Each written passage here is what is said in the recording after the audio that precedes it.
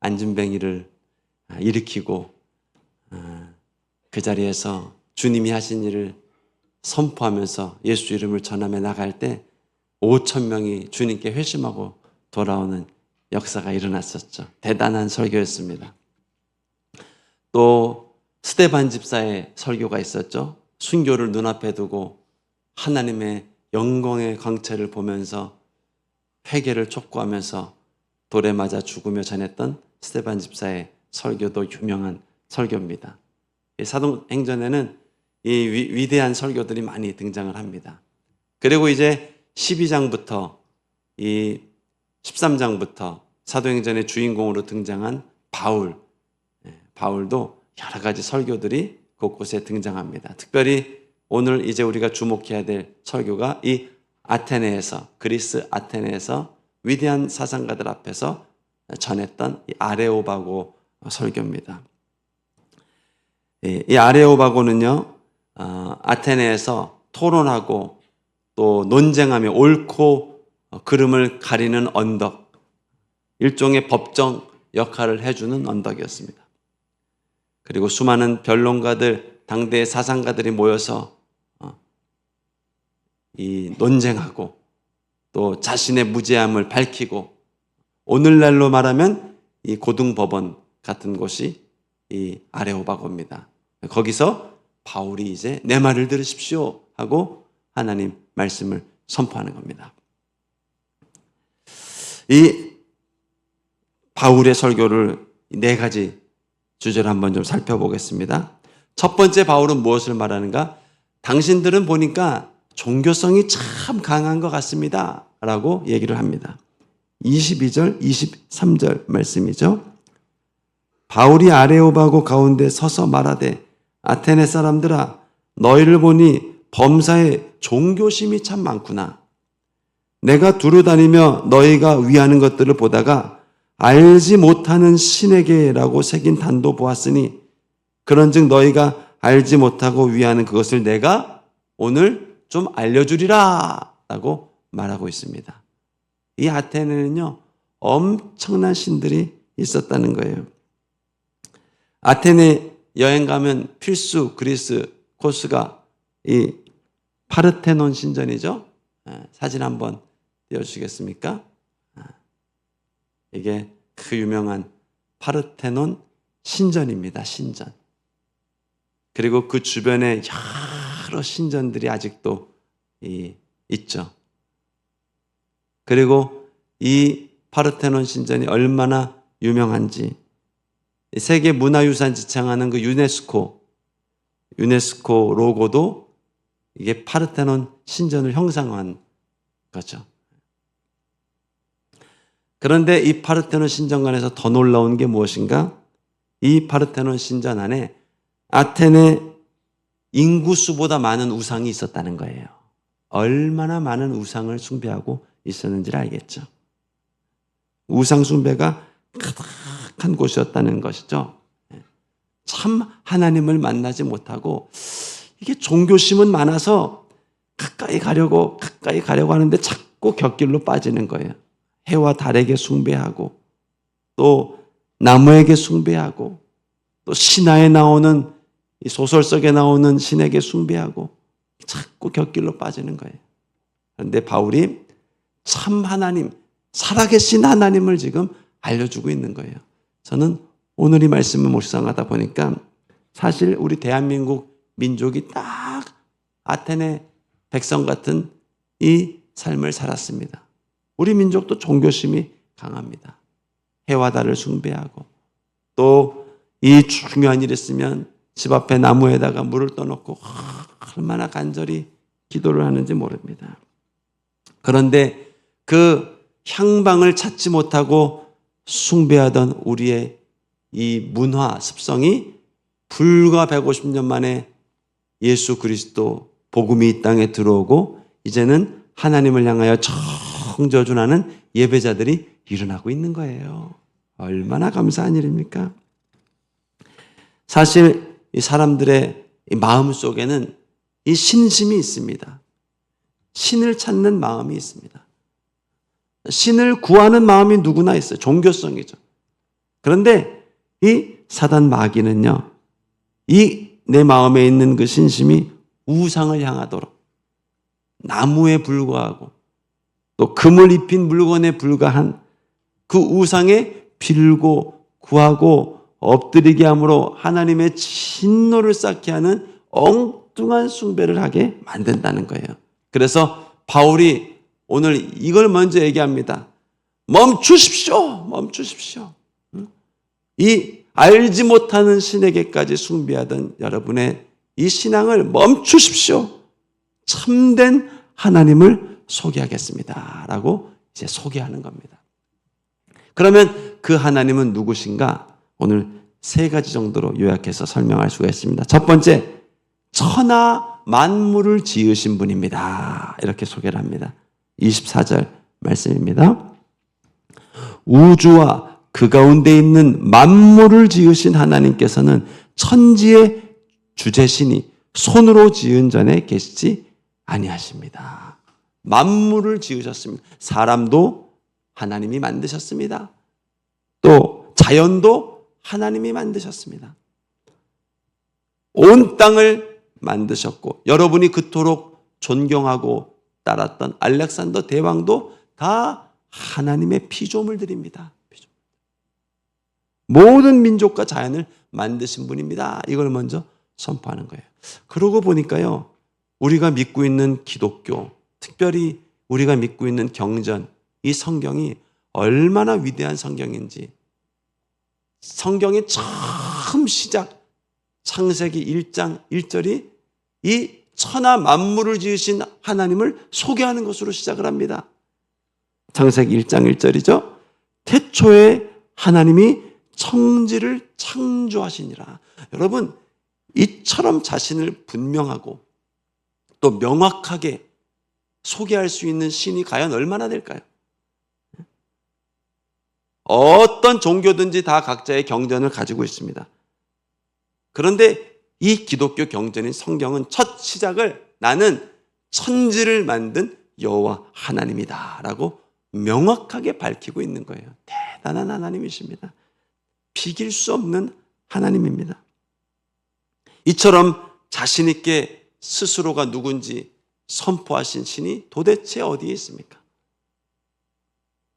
이 창세기라는 경전이 언제부터 있었는지 모를 정도로 조상의 조상도 보고 있었고 그 조상의 조상도 보고 있었던 시대를 가늠하기 힘든 계속 내려왔던 그 경전의 끝을 가보면 그 오래전부터 나는 천지를 창조한 여호와다 라고 첫 시작을 밝히고 있는 겁니다. 오늘 사도 바울은 말합니다. 내가 소개하는 하나님은 천하 만물을 만드신 하나님입니다. 이걸 말하고 있는 겁니다. 여러분, 이 그리스 헬라 사람들에게는 이해되지 않는 것이 하나 있었죠. 이 어둠은 누가 만들었을까? 바로 이 부분입니다. 만약에 신이 좋은 분이라면 신이 어둠을 만들었을 리는 없고 이 좋은 신이 병을 만들었을 리가 없고 이 땅에 재난을 만들었을 리가 없는데 그래서 이 플라톤의 선의 이데아라는 철학이 오기 바로 전까지는 그리스 사람들은 어떻게 생각했습니까? 이 어둠의 신이 있고 빛의 신이 있나 보다. 신을 두 개로 이해를 했단 말이에요. 어둠에 다스리는 신이 있고 빛을 주관하는 신이 있다. 그리고 그들이 다투고 싸우고 있다. 그러니 이 어둠이 다스리는 신과 똑같은 능력을 가진 이 어둠의 신이 언제 우리 삶에 재난을 주고 병마를 가져다 주고 아픔을 줄지 모르니까요. 불안하게 사는 겁니다. 불안하게. 그런데 사도 바울은 이 헬라 철학에다가 뭘 얘기하고 있는가? 아니다. 이 세상은 하나님이라는 유일한 하나님이 만드신 세상이다. 심지어 사단도 마귀도 어둠을 주관하는 사단 마귀도 하나님의 피조물이야. 하나님이 만든 천사가 타락해서 된 게 사단 마귀야. 그들도 다 하나님의 통치 아래 있어. 절대로 하나님의 통치를 벗어날 수 없어. 지금도 우리 하나님은 이 천하 만물을 다스리는 통치자, 주권자, 분명히 아직은 어둠이 득세하는 것처럼 보이지만, 병마가 힘을 가지고 있는 것처럼 보이지만, 마지막 때에 가면은 반드시 하나님이 전지구적 심판을 통해서 새 하늘과 새 땅을 새롭게 창조하실 거야. 유일한 하나님 여호와가 이 땅을 다스리고 있단다. 이 메시지를 전하고 있는 거예요. 여러분, 이게 얼마나 두고두고 생각해 보면 감사한 일인지 모릅니다. 우리 하나님이 능력이 많으시다는 것이 얼마나 감사한 일인지 모릅니다. 빌립보서 2장에서는요, 사도 바울이 이 하나님의 주권과 다스리심을 이렇게 소개하고 있습니다. 빌립보서 2장 9절 말씀입니다. 이러므로 하나님이 그를 지극히 높여 모든 이름 위에 뛰어난 이름을 주셨다. 하늘에 있는 자들, 땅에 있는 자들, 땅 아래에 있는 자들, 모든 무릎을 예수 이름 앞에 꿇게 하시고 모든 입으로 예수 그리스도를 주라 시인하여 하나님 아버지께 영광을 돌리게 하셨느니라. 이게 하나님이 가지고 계신 주권이란 말이에요. 물론 타락한 천사 사단 마귀로 인해서 죄가 들어오고 세상이 어그러졌습니다. 하나님이 창조하신, 하나님이 다스리시는 이 에덴 동산의 영광이 어그러졌습니다. 그러나 여전히 하나님이 이 땅의 통치자가 되시고 구원자가 되시며 지금도 영혼을 회복하고 계시고 마지막 때에는 새하늘과 새 땅을 통해서 완전한 회복을 이루실 것입니다. 이것을 믿으십시오 하고 사도 바울이 전하고 있는 겁니다.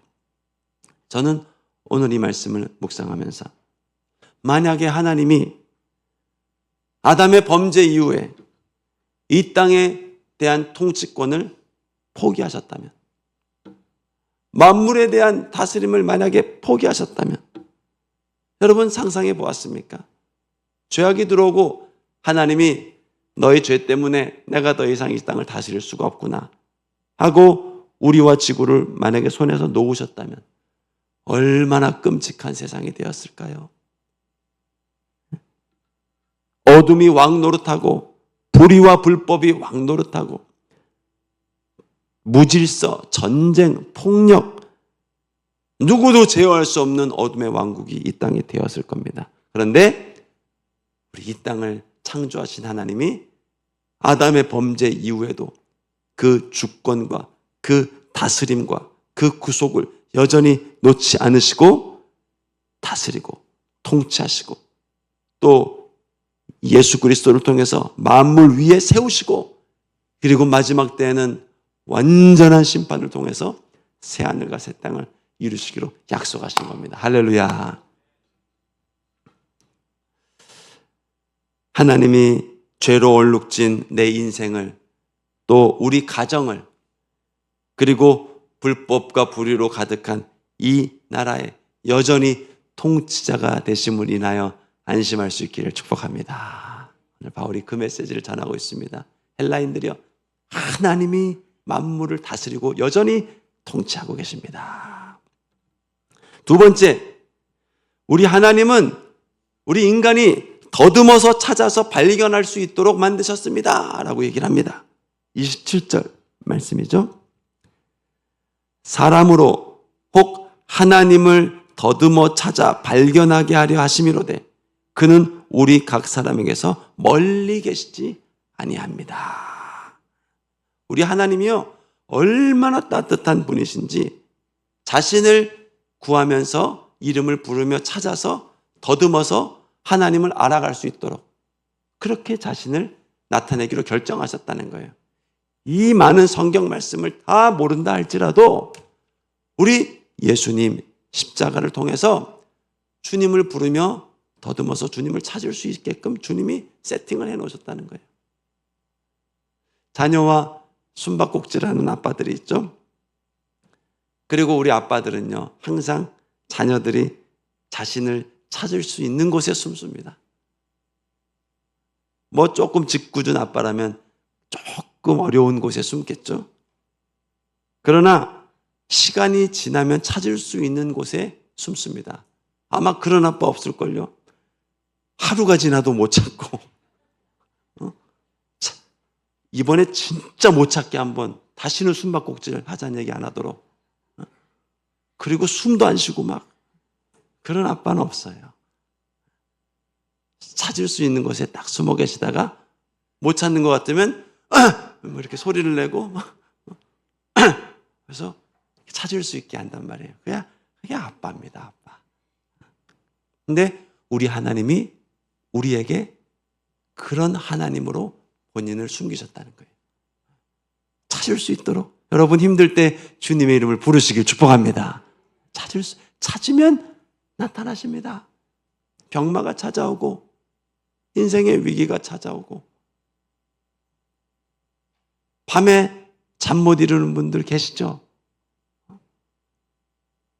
이 너무너무 힘들게 하는 사람 때문에 막 생각하면 괘씸하고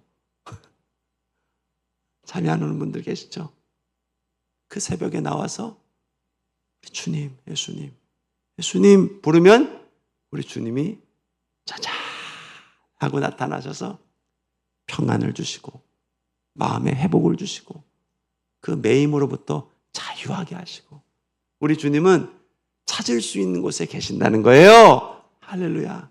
여러분, 인생의 위기, 크고 작은 위기를 만날 때마다, 내 힘으로 해결하기 힘든 문제를 만날 때마다 주님을 부를 수 있길 축복합니다. 주님.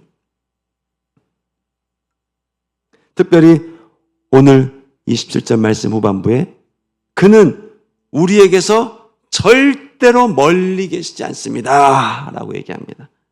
가까이에 계십니다. 한 40일 금식해야 만날 수 있는 분 아닙니다.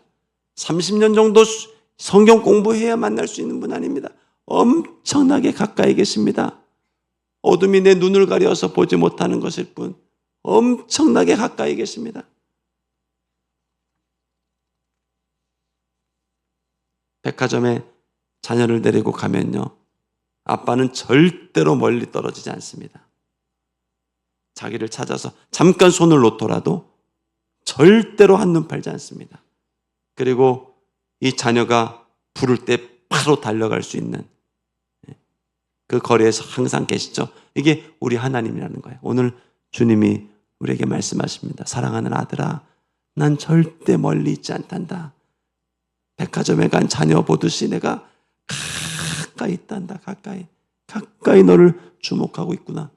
어둠이 네 눈을 가렸구나. 어둠이 너로 하나님을 보지 못하게 하고 있구나.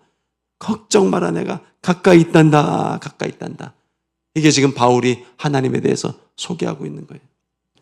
여러분, 절망이 찾아오고 어둠이 찾아오고 병마가 찾아오면 얼마나 그 어둠이 깊은지 이 각 하나님이 분명히 가까이 계셔요. 엄청 가까이 계셔요. 근데 이 하나님을 보지 못하게 하고 느끼지 못하게 하고 멀리 계신 하나님으로 이해할 때가 참 많습니다.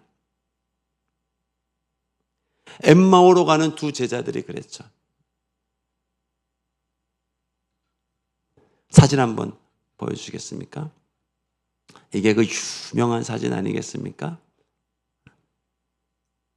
십자가 사건 이후에 이 주님이 돌아가셨다는 이 낙심한 두 제자가 엠마오로 가고 있었습니다. 근데 누군가 갑자기 나타나셨습니다.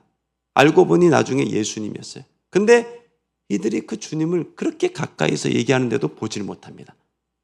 함께 먹고 함께 마셨는데도. 참 이게 인간입니다, 인간. 누가복음 24장 15절 16절에 보면 이렇게 얘기합니다.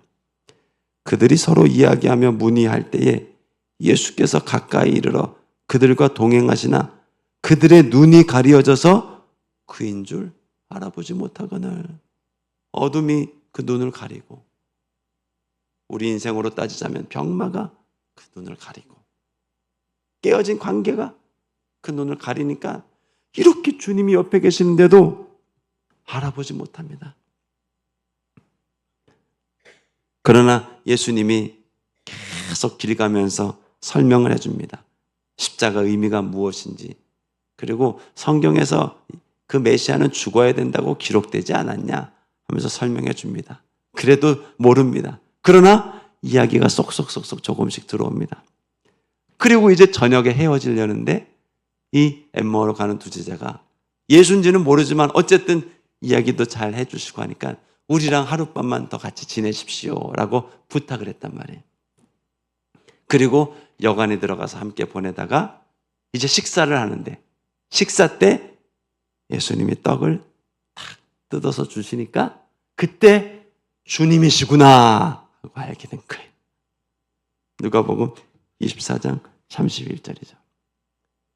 그들의 눈이 밝아져 그인 줄 알아보더니 예수는 그들에게 보이지 아니하시는지라. 여러분, 정말 주님은 가까이 계십니다. 가끔 어둠으로 절망으로 가까이 계신 주님을 보지 못할 때가 있어요. 그러나 주님 앞에 나아가고 주님의 이름을 부르면 우리 눈이 열리면 우리는 알 거예요. 그때도 나와 함께 계셨었구나.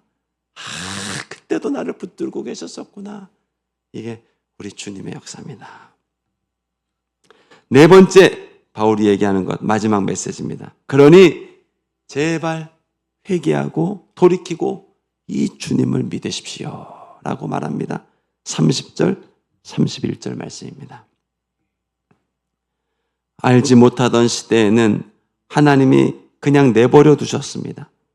그러나 이제는 어디든지 사람에게 다 명하사 회개하라, 회개하라, 회개하라 라고 하셨으니 이는 정하신 사람으로 하여금 다시 오실 예수님입니다. 다시 오실 예수님. 마지막 때 심판주로 다시 오실 예수님. 이 예수님으로 하여금 천하를 공의로 심판한 날을 이제 작정하셨습니다. 죽은 자 가운데서 다시 살리신 그 부활의 능력으로 모든 사람에게 믿을 만한 증거를 주셨습니다. 죽음을 이기신 예수님의 부활로 쉽게 믿을 수 있도록 길을 열어두셨습니다. 그러니 알지 못하던 신에게 우상 숭배하던 마음 돌이키시고 또 예수님을 저주했던 마음 회개하시고 또 하나님 어디 계시냐 내 주먹을 믿어라 돈이 최고지 했던 마음들 회개하시고 이 하나님을 믿고 주로 고백하십시오. 이게 바울이 전하는 마지막 메시지입니다. 감사하게도 지금 이 말을 하는 사도 바울은 이 회개를 경험했습니다. 미움이 가득했던 인생이었습니다. 예수님 만나기 전에. 정죄, 지적질이 가득했던 인생입니다. 혹시 이 중에 요즘 지적질이 막 올라와가지고 힘든 분들 계십니까? 자녀, 나 때는 안 저랬는데 왜 저러나, 왜 저러나. 우리 부장님, 회사를 옮겨야 되나 말아야 되나. 우리 직원, 이건 이렇게 하고 이건 난 저렇게 안 했는데 왜 저러나, 왜 저러나. 이 지적질이 많아져가지고 힘든 분들 계십니까? 판단이 자꾸 되고 사도 바울이 예수님 만나기 전에 그랬습니다. 하나도 마음에 안 들어요. 이 사람은 이게 마음에 안 들고 이 사람은 이게 마음에 안 들고 미워하고 혼내고 근데 이 예수님을 알게 되고 믿고 나서 엄청나게 회개합니다. 내가 죄인입니다. 내가 뭐 잘났다고 내가 그보다 잘한 게 뭐 있다고 가끔 무자비한 살인자들 뉴스에서 나올 때 있죠. 이전에 미국에서 한국인 우리 학생이 총기 난사로 엄청나게 사람들을 죽였죠. 근데 우리가 비난하고 정죄하지만 만약에 나도 그런 왕따를 당했다면 만약에 나도 그런 알코올릭 부모 밑에서 자랐다면 만약에 나도 그런 깨어진 부모님 밑에서 버림받고 자랐다면 나는 다행히 나를 사랑해주는 부모님 밑에서 자랐고 나는 다행히 한두 명 친구와 교제할 수 있어서 그 위기를 모면한 것뿐이지. 나도 그런 아픔과 버림받은 삶을 살았다면 우리라고 예외가 있겠습니까? 바울이 그걸 깨달은 거예요. 예수님 만나고 나니까 내가 뭐 잘한 게 있다고. 그리고 그 주님 앞에 울면서 주님 사랑합니다. 죄송합니다. 하나님 감사합니다. 하고 이 회심을 경험했을 때 마음의 기쁨, 감사, 또 눈물, 이게 막 평안함, 이게 흘렀거든요. 그래서 오늘 복음 전하면서 아테네 사상가들에게 말합니다. 돌이키십시오. 돌이키십시오. 이 주님을 마음에 믿어 평안을 경험하고 천국을 경험하고 하나님의 자녀가 되십시오. 라고 말하는 겁니다. 우리가 믿고 바라보는 주님이 바로 그 하나님이신 줄로 믿습니다. 하나님은 온 우주 만물의 창조주입니다. 우리 가정을 분명히 다스리고 있습니다. 방황하는 내 자녀 분명히 다스리고 있습니다. 그리고 찾을 수 있도록 가까이에 계십니다. 가까이 계십니다. 멀리 계시지 않아요. 그리고 날마다 주 앞에 회개하며 주의 이름을 부르고 엎드리라고 말씀하십니다. 그 주님 만나게 해주셔서 감사드리고 날마다 그 주님 높여드리면서 이 승리 경험하며 사실 수 있기를 축복합니다.